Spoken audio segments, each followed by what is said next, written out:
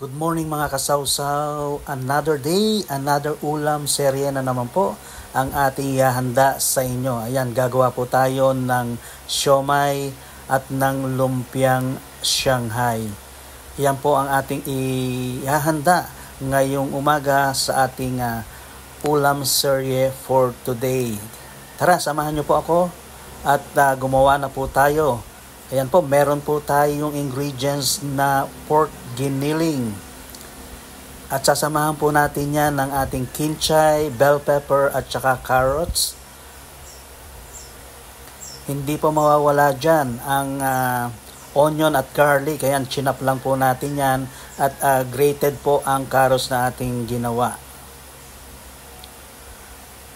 Ayan po ang ating mixture. At syempre, ihahalo po natin dyan sa ating mixture ang additional ingredients. Ayan, meron po tayong sauce na oyster sauce, soy sauce, at saka meron po iyang sesame oil.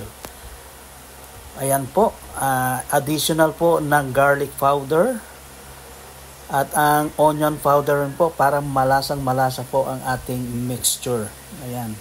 Pwede rin po kayong maghalo dyan ng monosodium glutamate or yung betchin po na tinatawag o kaya yung magic sarap. Pero dyan po ay hindi po ako naglagay po ng betchin at saka ng magic sarap. Kasi po ang gusto ko po ay medyo natural lang po ang ating mixture for today. Pero pwede po kayong maglagay po niyan, depende po sa inyo. So optional po iyon. So after po ng ating paghahalo dyan, ay maglalagay din po tayo ng mga natitira pang ingredients para i-mix natin dyan sa ating mixture ng ating siomai at lumpiang Shanghai. Bali, isa lang po ang aking ginamit na mixture para sa ating gagawing lumpiang Shanghai at siomai.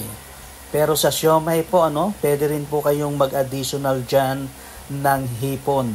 So, press na hipon po, tatatarin nyo at ilalagay nyo po para sa siomai. So, ang gagawin ko po dyan, hahatiin ko po yan, bali 1 kilo po yung aking ginawang preparation. So, hahatiin ko po yan. Ayan, maglalagay din po tayo dyan ng raisin or pasas at saka po itlog. Ayan. So, imimix po uli natin yan. At nang mag-combine na po ang ating mga ingredients.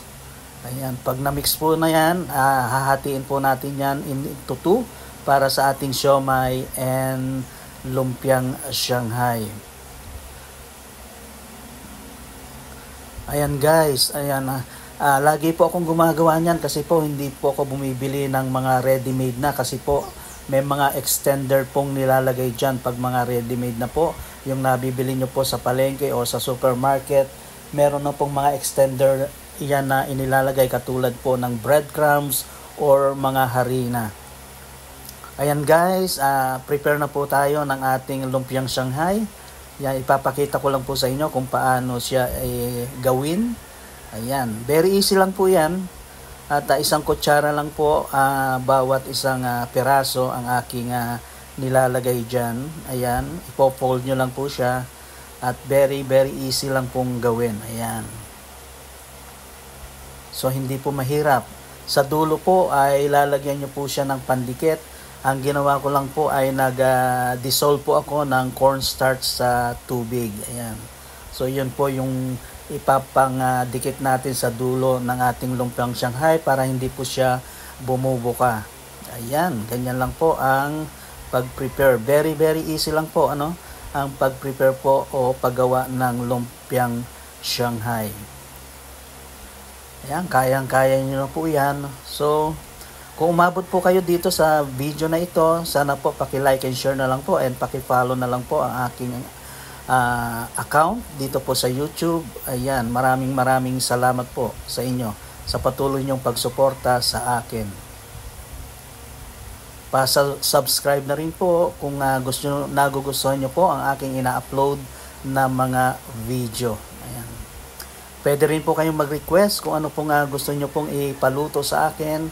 ay gagawin po natin yan kung kaya naman po ng budget natin na gawin ang gusto nyong ipaluto. Ayan, maraming salamat po. Ayan guys, at ire-ready natin ang ating lumpiang Shanghai. Tatapusin po natin yan. Tapos po, gagawin naman natin ang siomai. Ipapakita ko po sa inyo kung paano po gawin ang siomai. Ayan na po, meron na po tayong yung molo wrapper. Nabibili rin po yan sa palengke o supermarket. Ayan, mura lang po yan. 60 pieces, mga 35 pesos po yan. Sa palengke ko po yan binili. Ayan. Ganyan lang po ang isang kutsara rin po ng mixture ng ating meat. Ayan, ipofold lang natin into 4. Ganyan lang po yan. Ayan na po siya. Ayan na po ang ating siomai. Ayan po, ganyan lang po. Paulit-ulit lang po na ganyan. At hanggang sa matapos po o maubos nyo po ang inyong mixture. Very easy rin po ang paggawa ng siomai. Ayan. So ang ginagawa ko po pwede rin po after that i-steam nyo na po.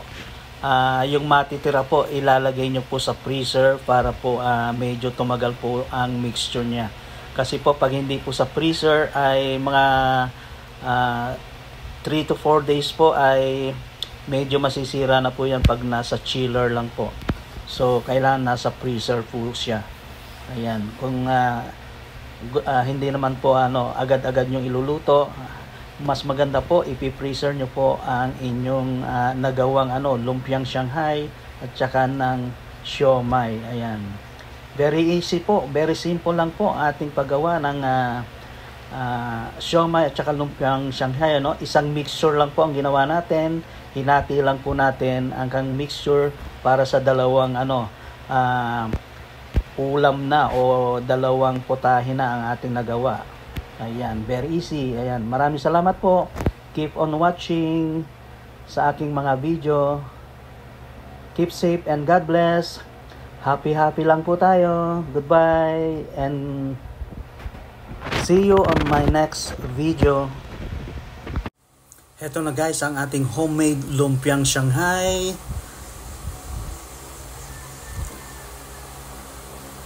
Ayan guys, masarap na masarap yan. At ang ating yummy homemade siomai.